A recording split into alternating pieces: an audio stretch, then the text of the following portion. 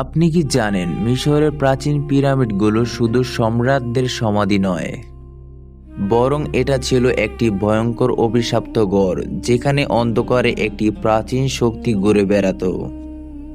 বলা হয় যারা পিরামিড খনন করতে যেত তারা প্রশ্রয় পুরোপুরি ফেরত আসতে পারত না। কাজ শুরু হওয়ার পর হঠাৎ অদ্ভুত রোগ এবং ভয়ঙ্কর মৃত্যু এবং রহস্যময় দুর্ঘটনা ঘটত। এক সময় 50 জন শ্রমিক পিরামিড খনন শুরু করে, কিন্তু কয়েক সপ্তাহের মধ্যে 10 জন অদ্ভুতভাবে মারা যায়।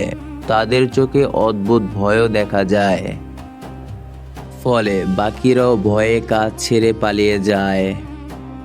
যারা বেঁচে গেল তারা চুপচাপ চলে যেত। কেউ পিরামিডের অন্ধকার কক্ষ বা সে অদ্ভুত গন্ধের কথা শোনাতো না।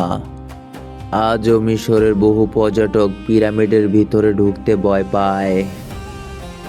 যারা ঢুকেছে তারা বলেন রাতের সময় পিরামিডের ভিতরে অদ্ভুত ছায়া ভেসে আসে, বাতাসের সঙ্গে গর্জনও শোনা যায়। মিশরের কিছু লোক বলেন দেওয়ালে লুকানো প্রাচীন হাইরোগ্লিফ এবং প্রতীক এখনও অনেক শক্তিশালী।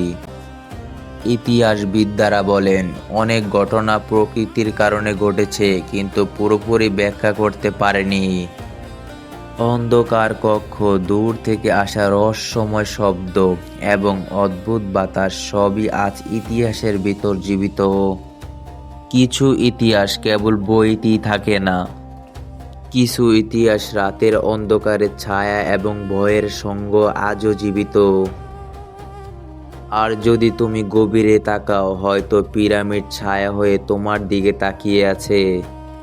তো বন্ধুরা, ইতিহাসের এরকম রহস্যময় ভিডিও পেতে এই চ্যানেলটিকে সাবস্ক্রাইব করে রাখুন।